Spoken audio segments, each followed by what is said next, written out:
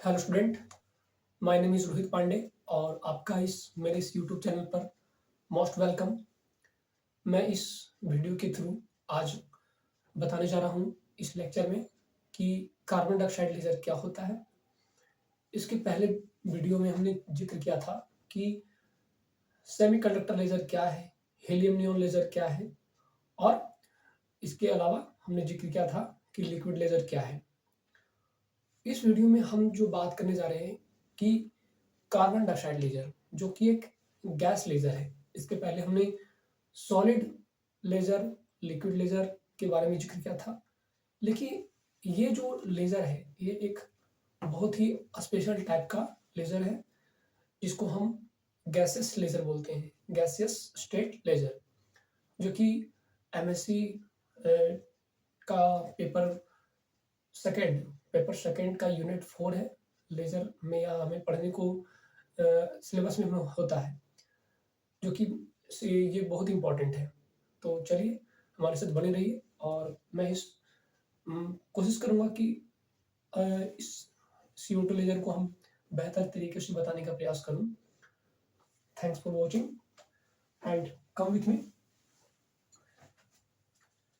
CO2 laser, CO2 laser that means हम कह सकते हैं कार्बन डाइऑक्साइड लेयर।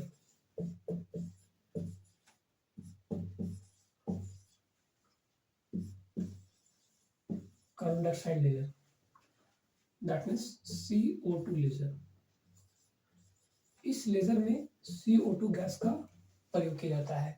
इस लेजर से किसी भी लाइट को स्टिमुलेट कराने के लिए, स्टिमुलेटेड इमिशन करवाने के लिए कार्बन डाइऑक्साइड गैस का हमें इसमें यूज करते हैं और उसका हम प्रयोग करके किसी भी लाइट को उसमें हम स्टिमुलेट कराते हैं। तो ये कार्बन डाइऑक्साइड लेजर कैसे वर्क करता है, इसका एप्लीकेशंस क्या है, हम इसके एप्लीकेशंस के थ्रू एप्लीकेशंस को जानेंगे। एप्लीकेशन क्या है, वर्किंग क्या है, वर्किंग के बारे में जानेंगे, इसका कंस्ट्रक्शन को जानेंगे कि इसका बनावट कैसा है, कंस्ट्रक्शन, और ये कौन से प्रिंसिपल पर वर्क करता है, ये भी हम जानेंगे। तो पहला पॉइंट रहा कि हम इसका एप्लीकेशन जानेंगे, दूसरा पॉइंट रहा वर्किंग, तीसरा कंस्ट्रक्शन और चौथा हमारा प्रिंसिपल। ये सब पॉइंट पर हम बात करेंगे। तो हम पढ़ते हैं CO2 लेजर की ओर। CO2 लेजर कहता है कि the carbon gas laser is very useful and efficient laser. ये एक तरह से क्या होता है, बहुत ही एफिशिएंट लेजर है। इसका जो इफिशियंसी होता है बहुत ही एक औसत में कहें तो इसका जो इफिशियंसी होता है ना तो ज़्यादा हाई होता है ना ज़्यादा लो होता है, औसत में, एवरेज में ये एक्ट करता है, ये वर्क करता है। ठीक,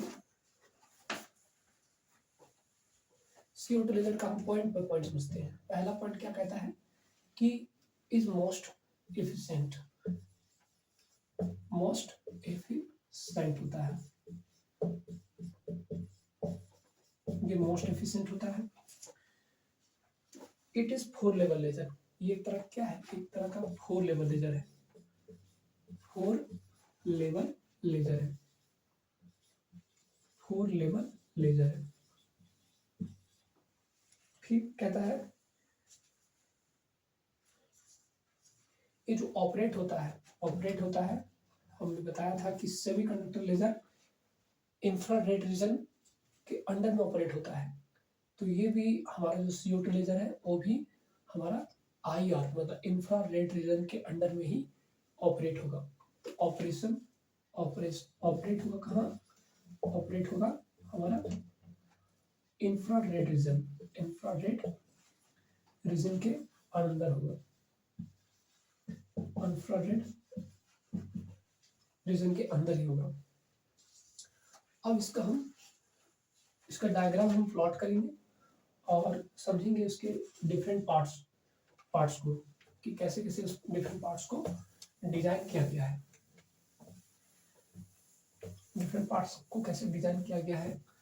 और उसमें सॉलिड जो हमारा कार्बन डाइऑक्साइड लेजर जो हमारा कार्बन डाइऑक्साइड लेजर है सॉरी जो हमारा कार्बन डाइऑक्साइड गैस है उसको कौन से ट्यूब में किस तरह से फिक्स किया गया है। तो पहले हम फिगर ड्रॉ करते हैं। हम डायग्राम लिखेंगे CO2 laser diagram.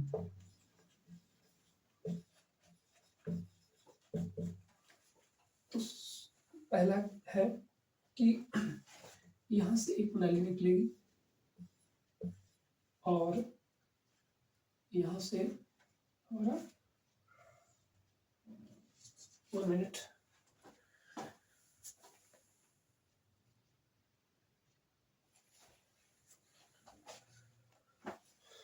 Hello student. तो ये हमारा डायग्राम है, diagram CO2 diagram. CO2 diagram में हमारा मेंशन किया हुआ है कि वाटर यहाँ पर इन होगा, वाटर यहाँ से आउट होगा। वाटर इन और वाटर आउट का ये जो पोजीशन है ये है। यहाँ पर एक मिरर लगा हुआ है, ये हमारा पार्सली मिरर है और ये हमारा सेमी सिल्वर्ड मिरर है, सेमी सिल्वर्ड। और ये ब्रेस्टेड विंडो हुआ हमारा। जब यहाँ से लाइट इस ट्यूब पर इंसिडेंट होती है तो यहाँ से ये हमारा लाइट यहाँ से एंटर हुआ, इस यहाँ पर पढ़ने के बाद लाइट जब इस ट्यूब की ओर थ्रू जाती है और इस मिरर पर पढ़ने के बाद पुनः जब रिफ्लेक्ट होती है तो इस तरह का क्रम हमारा चलते रहता है कि लाइट रिफ्लेक्ट होती है, फिर उसके बाद आती है, फिर रिफ्लेक्ट होती है।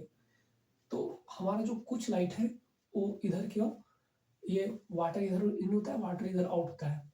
तो जब ये लाइट इंसिडेंट होती है और फिर रिफ्लेक्ट होती है तो यहाँ पर एक EMF प्रोड्यूस होता है जो कि हमें ये शो कराता है कि ये जो इंटेंसिटी है, यहाँ पर एक सर्किट ड्रॉ किया गया है।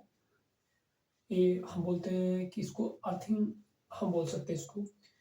इसमें पॉजिटिव और नेगेटिव इधर ये साइड होता है, ये हमारा रेसिस्टेंस हुआ, यहाँ से हमारा लेजर बीम निकलता है, इधर से हमारा लेजर बीम आउट होता है और यहाँ से इधर से लिक्विड का प्रेशर आता है और इधर का गैस का प्रेशर होता है। और दोनों के बीच में जब लाइट का रिफ्लेक्शन होता है, रिफ्लेक्शन और रिफ्रैक्शन साथ में होता है तो वो हाईली फ्रीक्वेंसी से लाइट इसकी और स्टिमुलेट होती है और लाइट स्टिमुलेटेड इमिशन के थ्रू लाइट लेजर बीम बाहर की ओर निकलती है। तो ये हमारा हुआ कंस्ट्रक्शन जो कि CO2 लेजर का डायग्राम है। अब इसके आगे हम कुछ बातें हैं जो जानेंगे कि इसमें क्या क्या लिखी हुई है। कंस्ट्रक्शन क्या है, the systematic of typical CO2 laser is shown in figure. It is basically on discharge tube. ये जो हमारा ट्यूब है ये हमारा डिस्चार्ज ट्यूब है। हम इसको क्या कर सकते हैं, डिस्चार्ज ट्यूब कह सकते हैं। ये हमारा डिस्चार्ज ट्यूब है, ये हमारा डिस्चार्ज ट्यूब है। Discharge tube, it is basically a discharge tube having a bore of cross section of about 1.5 centimeter millimeter square। इसका जो हमारा डायमीटर है, हमारा जो डायमीटर है ये डायमीटर 1.5 मिलीमीटर स्क्वायर है और कहता है कि एंड लेंथ ऑफ 260 मीटर। इसका जो लेंथ है, इसका जो ट्यूब का जो लेंथ है, ये जो हमारा लेंथ यहाँ पर दिया हुआ है ये हमारा 260 मीटर है, 260 मिलीमीटर, 260 मिलीमीटर फिक्स्ड मेजरमेंट किया गया है। The discharge tube is filled with a mixture of carbon dioxide. आज ये जो डिस्चार्ज ट्यूब हमारा है, ये डिस्चार्ज ट्यूब हमारा कार्बन डाइऑक्साइड के थ्रू भरा हुआ है। कार्बन डाइऑक्साइड हमारा पूरी तरह से फिल अप है। कार्बन डाइऑक्साइड हमारा फिलअप है। तो कहने का तात्पर्य यह है कि जब ये डिस्चार्ज ट्यूब से हम किसी लाइट को इंसिडेंट करवाते हैं और जब ये वाटर और गैस का जो कॉन्ट्रास्ट होता है तो वहाँ पर जाके लाइट का स्टिमुलेटेड एमिशन होता है हाई फ्रीक्वेंसी से, जो कि हमें एक लेजर बीम जिससे तैयार होता है। ये लाइट एक रे जब जाती है और बार बार यही रेस हमारा बार बार reflector reflection refraction reflection refraction साथ में कई बार होते हैं, तब जाके हमें एक लेजर बीम मिलता है। वही हमारा लेजर लाइट होता है। तो कहता है कि nitrogen and helium gas discharge fluid mixture carbon dioxide nitrogen and helium gas. अब यहाँ इसके साथ साथ क्या होता है, कार्बन डाइऑक्साइड के साथ साथ कार्बन डाइऑक्साइड से नाइट्रोजन भी होता है। हमारा नाइट्रोजन गैस भी इसमें डाला जाता है। नाइट्रोजन और इसके साथ साथ हीलियम गैस भी हमारा इसमें मिक्सचर होता है। मिक्सचर किन किन चीजों का होता है, इसके वर्किंग क्वेश्चन समझते हैं।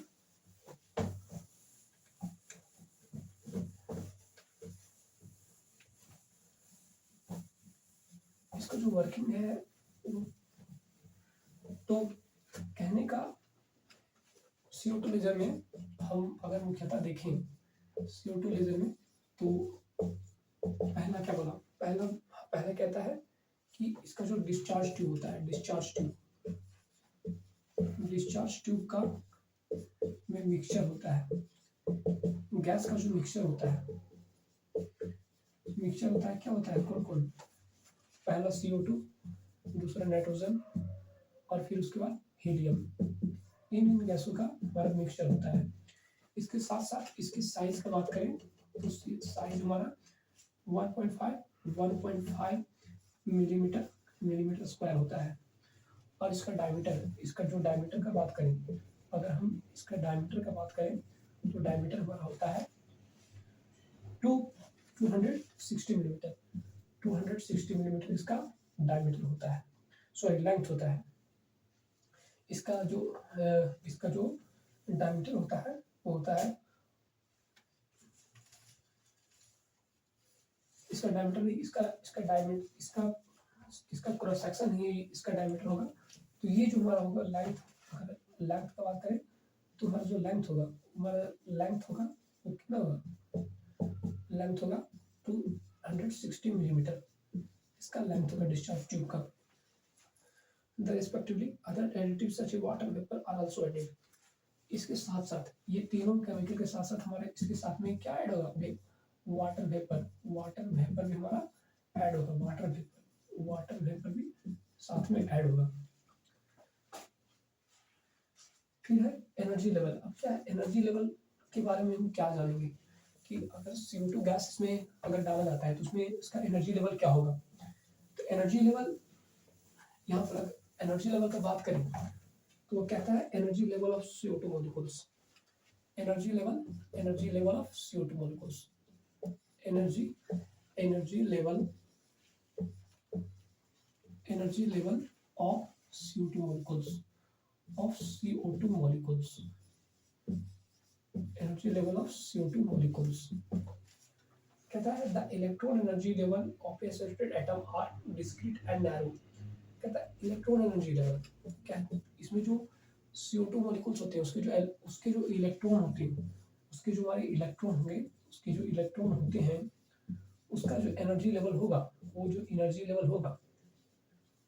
उसका जो एनर्जी लेवल होगा वो बिल्कुल ही क्या होगा, आइसोलेटेड होगा। मतलब कि ना सबसे अधिक ना सबसे ज्यादा और ना ही कम, तो आइसोलेटेड फॉर्म में होगा।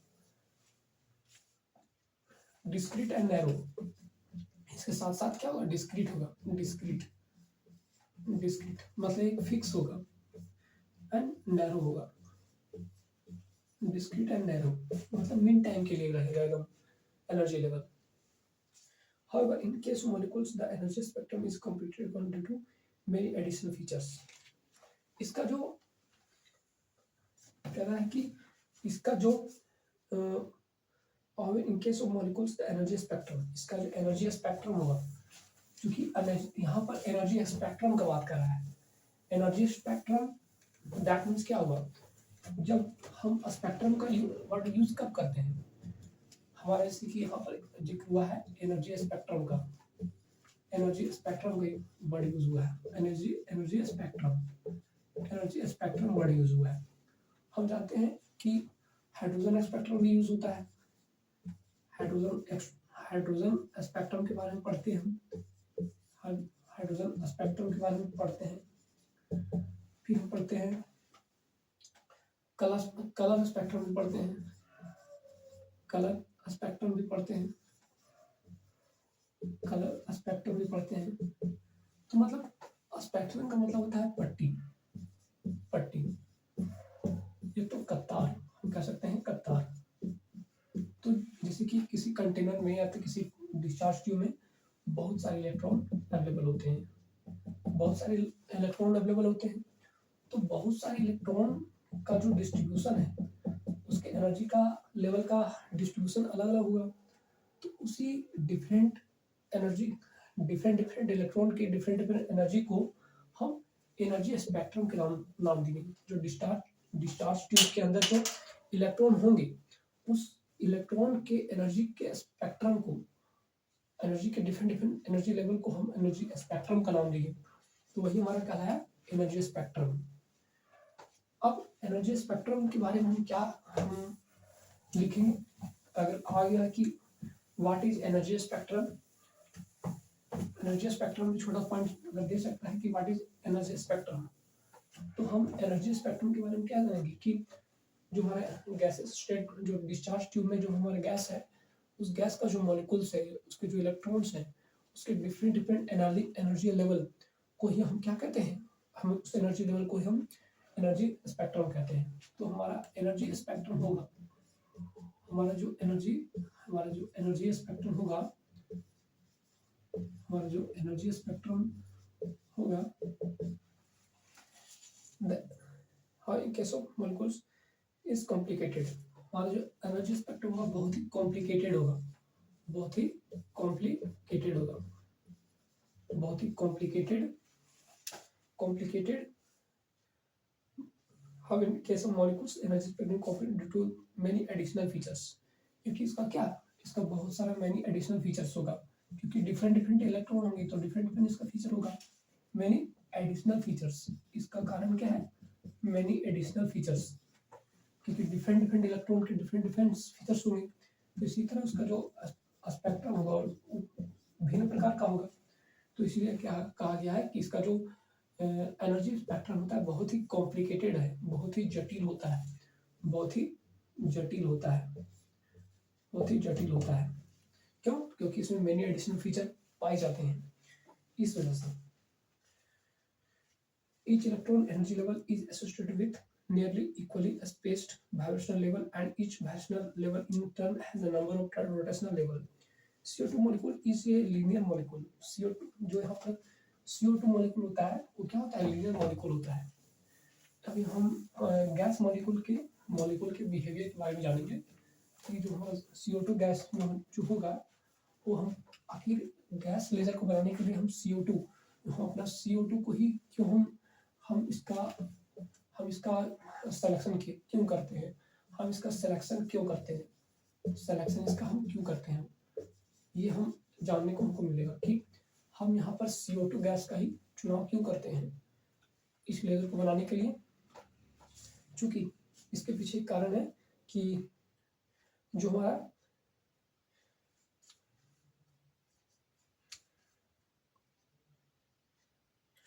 CO2 मॉलिक्यूल होता है, जो हमारा CO2 मॉलिक्यूल होता है, जो हमारा CO2 मॉलिक्यूल होता है, वो एक लीनियर मॉलिक्यूल होता है, एक लीनियर मॉलिक्यूल होता है, लीनियर मॉलिक्यूल होता है, एक लीनियर मॉलिक्यूल की तरह बिहेव करता है, कंसिस्टिंग ऑफ सेंट्रल कार्बन, जो जिसके पास क्या होता है, सेंट्रल कार्बन होता है, सेंट्रल कार्बन होता है, सेंट्रल कार्बन और अवेलेबल, और सेंट्रल कार्बन इसके पास क्या होता है, अवेलेबल होता है, इसके पास क्या क्या होता है, सेंट्रल कार्बन अवेलेबल होता है, central carbon available, central carbon available atom, 2 oxygen atom, और 2 ऑक्सीजन इसके साथ क्या होता है, 2 ऑक्सीजन एटम होता है, 2 ऑक्सीजन एटम होता है, 2 ऑक्सीजन एटम होता है, एटम एटम आल्सो अवेलेबल, इसके साथ 2 ऑक्सीजन एटम अवेलेबल होता है। कहता है कि इन undergoes 3 independent vibrational oscillation known as the vibrational mode. अब क्या कहलाता है, वाइब्रेशनल मोड के बारे में सोचते हैं कि वाइब्रेशनल मोड क्या होता है। वाइब्रेशनल मोड क्या होता है, एक इसका है कि अब वाइब्रेशनल मोड क्या होता है। वाइब्रेशनल मोड जो कि वाइब्रेशनल मोड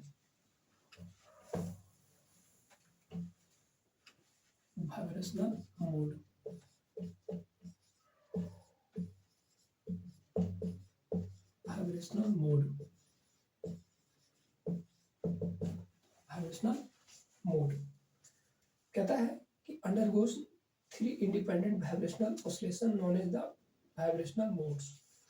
वाइब्रेशनल मोड क्या होता है, हम जानते हैं CO2, जिसमें कि कार्बन एक सेंट्रल आइटम होता है, सेंट्रल कार्बन होता है एक, और ऑक्सीजन का 2 पार्ट, मतलब COO, मतलब कि जो इसमें CO2 गैस होता है, इन तीनों के बीच में क्या होता है, वाइब्रेशनल ऑसिलेशन होता है। इसके बीच में क्या होता है, वाइब्रेशनल ऑसिलेशन होता है, वाइब्रेशनल ऑसिलेशन होने के कारण ये क्या करता है, ऑरिजिनेट होता है, इसलिए इसको हम क्या नाम देते हैं, ये इसीलिए इसके अंदर क्या होता है, वाइब्रेशनल मोड होता है। क्यों, क्योंकि इसके पास एक सेंट्रल कार्बन आइटम होता है और 2 ऑक्सीजन आइटम होता है, इसकी वजह से इसके अंदर वाइब्रेशनल मोड होता है। तो इस प्रॉपर्टी के कारण हम CO2 गैस को कंसिडर करते हैं लेजर बनाने के लिए। क्यों इस्तेमाल करते हैं, क्योंकि इसमें वाइब्रेशनल मोड अवेलेबल होता है। इसके साथ ही this vibrational degree of freedom are quantized.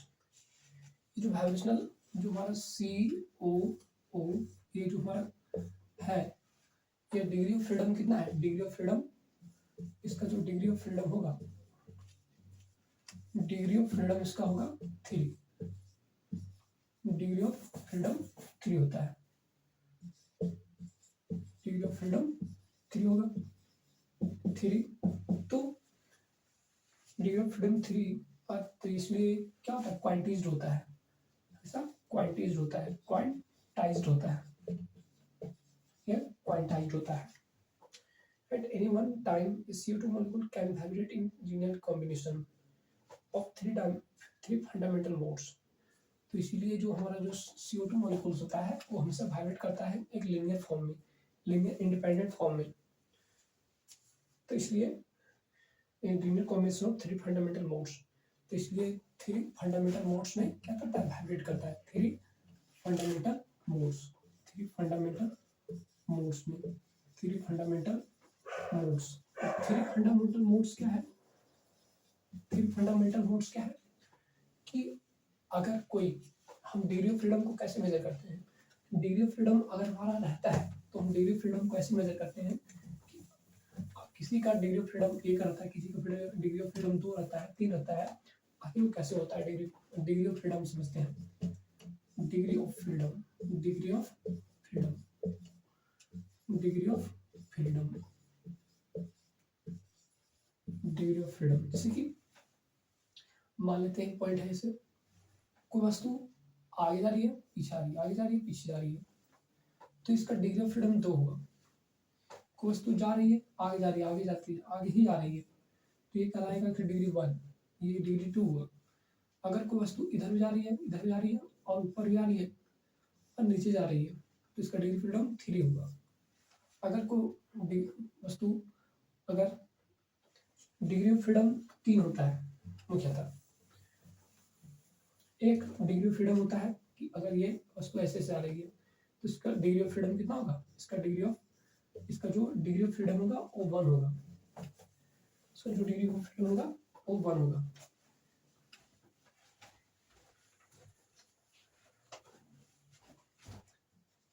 अगर आगे जा रही है पीछे आ रही है तो इसका डिग्री ऑफ फ्रीडम कितना होगा, डिग्री ऑफ फ्रीडम कितना होगा, डिग्री ऑफ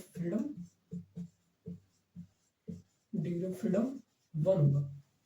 अगर कोई वस्तु इधर भी जा रही है, इधर भी जा रही है, ऊपर भी जा रही है, नीचे भी आ रही है तो इसका डिग्री ऑफ फ्रीडम कितना होगा, डिग्री ऑफ फ्रीडम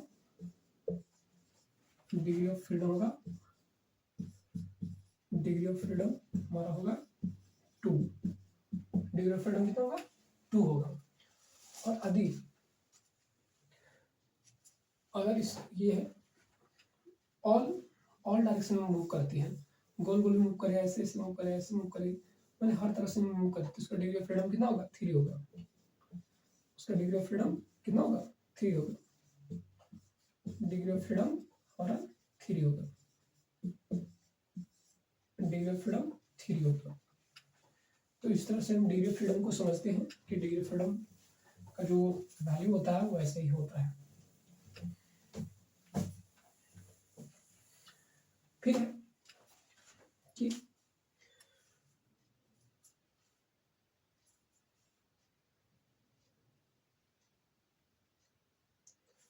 ये जो CO2 मॉलिक्यूल्स है, CO2 मॉलिक्यूल्स की एनर्जी स्टेट के बारे में बात करें कि एनर्जी स्टेट को हम कैसे रिप्रेजेंट करते हैं, एनर्जी स्टेट को हम कैसे रिप्रेजेंट करते हैं, इसका रिप्रेजेंटेशन किस प्रकार से करते हैं। इसका जो रिप्रेजेंटेशन है, इसका जो रिप्रेजेंटेशन हम करेंगे वो किस प्रकार से करेंगे। रिप्रेजेंटेशन होगा MnQ के नाम से इसको हम रिप्रेजेंट करते हैं, लिखते हैं।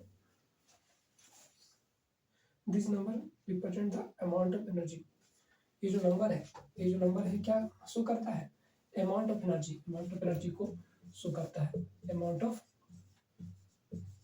एनर्जी हमें क्या बताता है, अमाउंट ऑफ एनर्जी को हमारा शो करता है। फिर कहता है कि for example the number indicates that the molecules in this energy state in this flow and bending mode with 2 units of energy is vibrational state is restricted to the rotational states corresponding to the direction of CO2 molecule about its center of mass.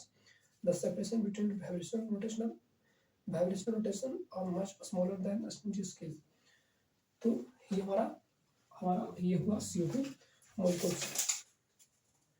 Working के बारे में हम next video में बात करेंगे। अभी तक यहाँ ब्रेक करते हैं। अब हम समझते हैं कि इसका एप्लीकेशंस क्या है। CO2 लेवल का प्रयोग मुख्यतः किया जाता है वेल्डिंग, मेटल कटिंग में इसका प्रयोग किया जाता है। इसका जो एप्लीकेशन होता है, अगर हम इसका एप्लीकेशन की बात करें, अगर CO2 level applications of CO2 laser, तो इसका पहला उपयोग होता है मेटल कटिंग में उपयोग होता है। और दूसरा होता है वेल्डिंग में इसका प्रयोग होता है। और ज्वेलरी में इसका प्रयोग होता है। इसका उपयोग ज्वेलरी में होता है। इन सब चीजों में इसका प्रयोग किया जाता है। इसके साथ साथ हाई स्पीड लेजर प्रिंटिंग में इसका उपयोग होता है। हाई स्पीड लेजर प्रिंटिंग में भी इसका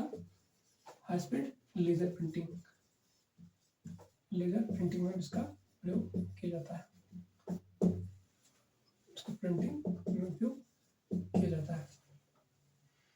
ओके, तो ये हमारा हुआ CO2 लेजर का। अब इसके बारे में अभी और आगे हम डिस्कस करेंगे नेक्स्ट वीडियो में। यहाँ तक देखने के लिए अगर हम इस चीज को कवर करने से हम पहले इसका वर्किंग कंप्लीट नहीं हुआ है। वर्किंग को हम जानेंगे अच्छी तरह से। वर्किंग इज नॉट कंप्लीटेड, तो इसको हम अभी और नेक्स्ट वीडियो में जानेंगे। Next video